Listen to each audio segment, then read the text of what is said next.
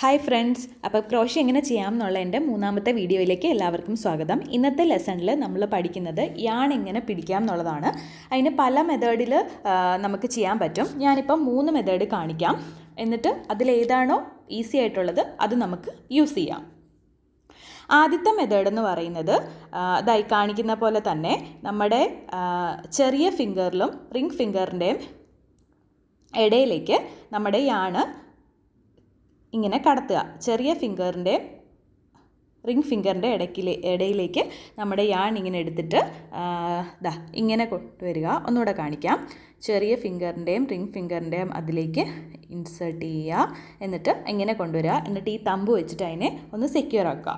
ഇതാണ് ഒരു മെത്തേഡ് എന്ന് പറഞ്ഞാൽ. അപ്പം നമ്മളിങ്ങനെ ക്ലോസ് ആക്കി പിടിക്കുമ്പം, അതായത് എല്ലാ ഫിംഗേഴ്സും ക്ലോസ് ആക്കുമ്പം അത് ടൈറ്റ് ആവും, അതുപോലെ വിടുമ്പോഴത്തേനും ലൂസ് ആവും. ഇതാണ് ഒരു മെത്തേഡ് എന്ന് പറയുന്നത്. ഇനിയും അടുത്ത മെത്തേഡ് എന്ന് പറയുന്നത് ഇപ്പം നമ്മൾ ചെയ്തതുപോലെ തന്നെ ആ വിരലിൻ്റെ ഇടയിലേക്ക് ഇടുക. പക്ഷേങ്കിൽ നമ്മളിങ്ങനെ ചുറ്റുന്നില്ല, അല്ലാതെ നേരെ ആ 4 ഫിംഗറിൻ്റെ താഴേക്ക് കൊണ്ടുവരിക. എന്നിട്ട് തമ്പ് ഇങ്ങനെ പിടിക്കുക. ഇപ്പോഴും നമ്മൾ ടൈറ്റ് ആക്കും, കണ്ടില്ലേ, ക്രോസ് ചെയ്ത് പിടിക്കുമ്പം ടൈറ്റ് ആകും, എല്ലാ വിരലും ഓപ്പൺ ചെയ്യുമ്പോഴത്തേനും ലൂസാകും. അപ്പം നമ്മൾ എത്രമാത്രം ടൈറ്റാക്കിയാണോ യാൺ പിടിക്കുന്നത്, അപ്പം നമ്മൾ ഏത് പ്രോജക്റ്റ് ചെയ്താലും അത് ടൈറ്റ് ആകും. എത്രമാത്രം ലൂസാക്കിയാണോ പിടിക്കുന്നത് അത് ചെയ്യുമ്പോഴത്തേനും ലൂസാവും. ഇനി നമ്മുടെ അടുത്ത മെത്തേഡ് എന്ന് പറയുന്നത് ഇങ്ങനെ ചുറ്റി എടുക്കുന്ന മെത്തേഡാണ്. അതായത് നമ്മുടെ 4 ഫിംഗറിലായിരിക്കും യാൺ ചുറ്റുന്നത്.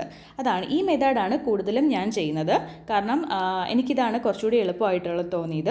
ഏത് മെത്തേഡും 3 മെത്തേഡിൽ ചെയ്ത് നോക്കുക. 3 മെത്തേഡും ചെയ്ത് നോക്കുമ്പോൾ നമുക്ക് ഏതാണോ എളുപ്പമായിട്ട് തോന്നുന്നത് ആ മെത്തേഡ് ചെയ്യാം. അതായത് ഇങ്ങനെ അതിലേക്ക് എടുക്കുക, എന്നിട്ടൊന്ന് ചുറ്റിയെടുക്കുക. ഇതാണ് ഒരു ലാസ്റ്റ് മെത്തേഡ്. ഞാൻ ഈ 3 മെത്തേഡാണ് ഇവിടെ പറയുന്നത്.